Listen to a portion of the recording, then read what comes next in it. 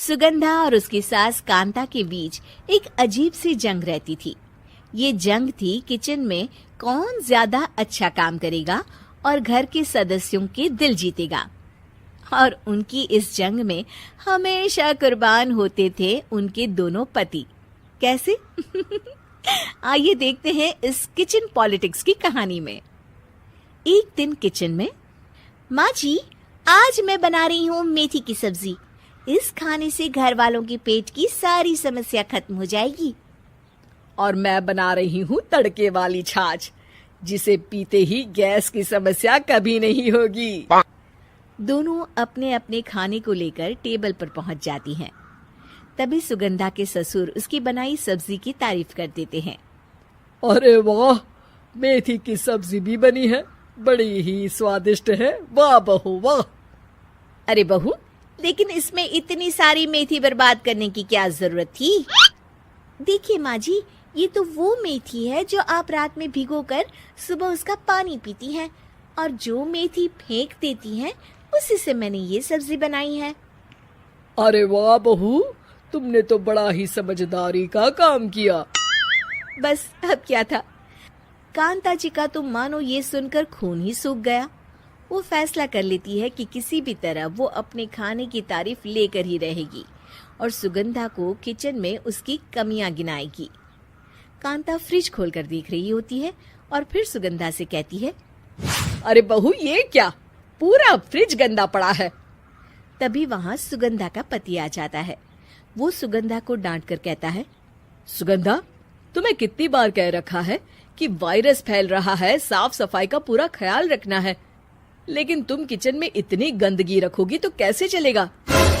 सुगंधा सास की तरफ देखती है जहाँ वो मुस्कुरा रही होती है। सुगंधा समझ जाती है कि सास ने उससे बदला लेने के लिए ये सब किया है। दोनों रात के खाने की तैयारी में लग जाती हैं। दोनों ना एक दूसरे की तरफ देखती हैं और ना ही एक दूसरे से बातें करती हैं। रात को खाने की टेबल पर एक एक कर दोनों कई तरह के अलग अलग व्यंजन टेबल पर लगा देती हैं और अपने अपने पति के पास जाकर खड़ी हो जाती हैं।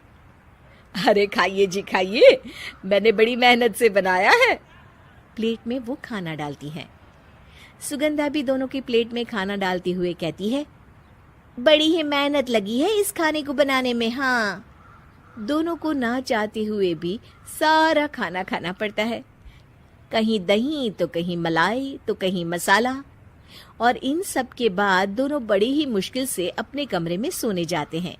लेकिन अगली सुबह सुगंधा का पति चिल्ला रहा होता है, हाय रे, हाय मेरा तो पेट खराब हो गया, हाय माँ बहुत दर्द हो रहा है। तो वहीं कांता के कमरे से भी कुछ ऐसी ही आवाज आने लगती है। हे भगवान, इस सास बहू की लड़ाई हमारी जान लेकर रहेगी। जाओ कोई डॉक्टर को बुला कर लाओ। डॉक्टर आते हैं। दोनों को देखकर कांता और सुगंधा से कहते हैं, देखिए, आप दोनों इन्हें खाने में हल्का ही दीजिएगा। हो सके तो रात का खाना जल्दी खाया करे और वॉक किया करे। इतना कहकर डॉक्टर वहां से चले जाते हैं। जिसके बाद एक बार फिर से दोनों बहुएं किचन में जाती हैं और खाना बनाने में लग जाती हैं।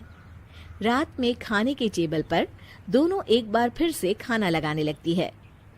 पापा जी, मैंने ये पतली मूंग की दाल की खिचड़ी के साथ ये पापड़ और पुदीने की चटनी भी बनाई है।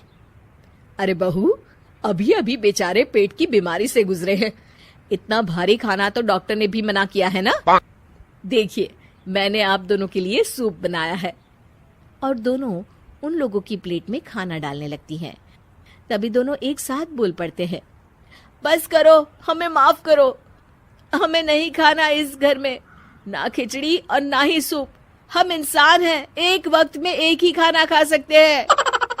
बस करो, हमें माफ करो, हमें नहीं खाना इस घर में ना खिचड़ी और ना ही सूप। हम इंसान हैं, एक वक्त में एक ही खाना खा सकते हैं। इतना कहकर वो दोनों वहां से चले जाते हैं। कहानी का अंत। आप लोग उम्मीद कर रहे होंगे कि अंत में सब ठीक हो जाएगा।